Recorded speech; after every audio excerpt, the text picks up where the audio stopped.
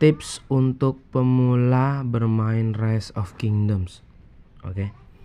Jadi kalau pengen main, pertama tentukan dulu kita mau bermain di server berapa.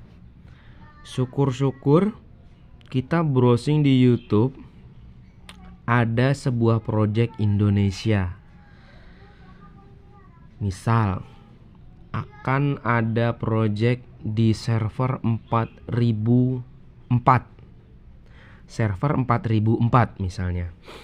Jadi kita harus ancang-ancang sebelum server itu buka, kita harus membuat akun, yaitu akun jumper namanya. Jumper itu kita bikin akun dulu di server sebelum 4004. Nah, supaya apa? Jadi ketika masuk ke server 4004, power kita tidak mengulang dari nol, atau kita bisa berkesempatan masuk ke aliansi top. Aliansi top 1, 2, 3 itu tergantung dari power kita di server sebelumnya. Paham kan? Jadi misalnya target kita destinasi nanti 4004. Nah, jadi kita bikin akun jam bisa di 4000 bisa, tapi terlalu berdekatan. Biasanya dia di 3099 atau 3098. Kalian udah mulai membuat akun. Nah, membuat akun baru seperti ini, membuat akun baru. Nah, contohnya, contoh akun jam itu kita di sini ya, N94L. Ini adalah project Indonesia juga sama Bang Sen 24, yaitu di 3094. Oke. Sebelumnya di 2045, 3077, ya kan? Nah, di sini kita lihat ranking. Nah, power aliansi. Nah, di sini nomor 1 adalah Indonesia juga ya. Ini sebelum KVK.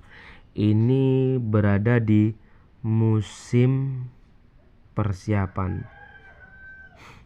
Nah, ini nomor 1, nomor 2, nomor 3 ini Indonesia semua. Kebetulan saya berada di aliansi nomor 10, yaitu Nusantara Lintang. Oke. Jadi begitu teman-teman. Oke. Kalau kita nggak mau tertinggal powernya, kita bikin akun jam. Jadi nanti di backs ya, di item nih, klik bawah kanan. Nah, di item di sini ada teleport pemula. Kalian bisa lihat nanti di sini, karena saya sudah gunakan ya teleport pemula. Ada teleport pemula, jangan Anda gunakan. Pokoknya teleport jangan dulu di server kita buat pertama ya, gitu. Jangan pakai dulu. Jadi itu nanti teleport itu dipakai setelah kita ngejam ya. Nah, itu kan lumayan. Nah, syaratnya apa aja bikin akun jam? Jadi semua ini CH aku kan udah 16 ya. Jadi CH itu max sampai level 7. Nah, max sampai level 7. Kemudian upgrade semua bangunan sampai level 7. Pokoknya sampai mentok deh. Kemudian sisanya build pasukan. Nah, pasukan ini penting juga. Kalian sebelum bikin akun jam ini, meskipun nanti dapat ini ya, dapat item seperti ini nih, mengganti peradaban. Saya klik dulu coba. Nah, di sini kalian yang pertama kali main buat ngebuild akun jam itu, kalian harus memilih peradaban yang tepat. Tentunya kalian udah paham ya tentang peradaban mana yang harus dipakai. Jadi video saya sebelumnya sudah menjelaskan tentang ini, tapi saya akan menjelaskan ulang. Jadi peradaban apa sih yang penting, yang bagus gitu? Semua peradaban bagus, tapi yang saya rekomendasikan di sini adalah antara Arab dan China. Kenapa? Kita bahas Arab dulu ya. Arab itu dia meningkatkan attack kavaleri sebesar 5%. Jadi nanti di dalam itu ketika kalian memilih peradaban Arab ini, kalian akan mendapatkan komandan Baibars. Baibars ini punya talent kavaleri. Nah, di situ. Jadi kalau kalian misalnya, wah aku pengen perang nih, wah aku pengen pasukan berkudaku biar cepet nih. Nah, jadi baik menggunakan Arab, meningkatkan kavaleri sebesar 5%.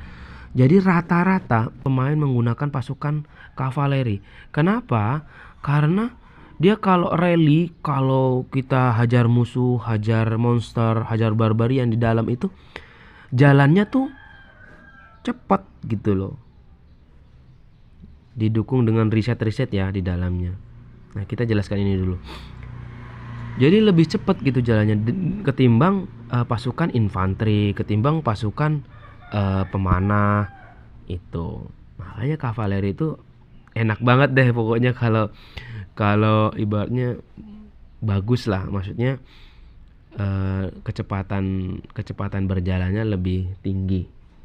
Itu tergantung dari komandan sebenarnya juga. Jadi komandan Arab ini ada spesialisasi kavaleri. Dan komandan-komandan lain itu tergantung kalian memilih komandan ya. Jadi ada spesialisasi infanteri, pedang ya. Ada kavaleri. Kavaleri itu pasukan berkuda. Ada archer. Ada ketapul. Nah, tapi ketapul jarang dipakai buat barbarian dan menghajar momon ya. Karena ketapul ini spesialisasi buat nambang. Oke, jangan terlalu melebar. Kita udah paham ya. Maksudnya dari peradaban Arab ini dapat komandan Baibars, meningkatkan attack kavaleri, meningkatkan pasukan berkuda 5%, damage kebarbarian dan unit netral 10%. Ini lumayan membantu juga. Dan damage diberikan oleh pasukan gabungan sebesar 5%. Pasukan gabungan ini pasukan rally. Oke. Jadi damage kebarbarian ini ya lumayan, karena barbarian itu akan ada event terus barbarian gitu. Oke. Dan nanti ada komandan juga spesialisasi untuk barbarian seperti Idle Flight maupun Lohar itu untuk spesialisasinya. Oke, kemudian rekomendasi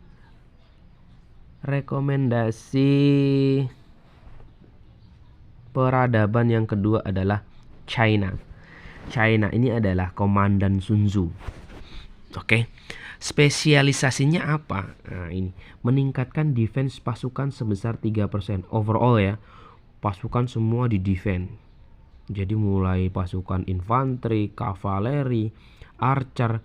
Infanteri itu pasukan pedang ya kan, pedang, swordsman lah gitu.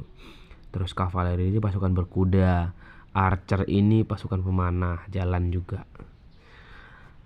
Pemulihan action point sebesar 5%. Action point ini adalah ketika kita menghajar barbarian atau barbarian fort atau unit netral di dalam maps, itu kita menggunakan action point AP ya.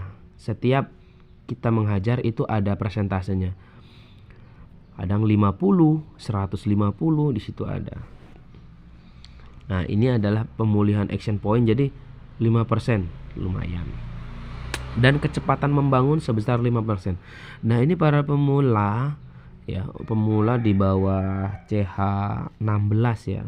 Bisa jadi itu akan sangat berguna karena dia ada kecepatan membangun.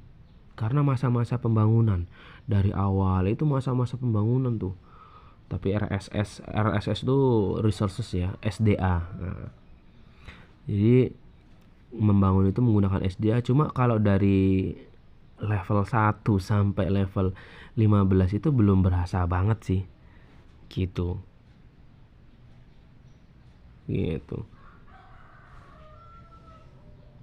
Jadi yang lebih berasa itu level udah masuk 20-an itu wah udah bermiliar-miliar, berjuta-juta lah anunya, penggunaan SDA-nya itu. Oke. Jadi seperti ini. Karena ini tadi saya menggunakan item, jadi saya nggak ACC ya. Saya nggak mau berubah. Ini adalah saya menggunakan peradaban China dengan spesialisasi komandan Sun Tzu. Oke. Begitu. Jadi ini hanya sebagai pengingat diri saya sendiri suatu saat saya pengen main, atau mungkin kalian pengen mencoba bermain ini gitu. Itu aja sih. Makanya jangan sampai gagal paham ya. Itu. Oke.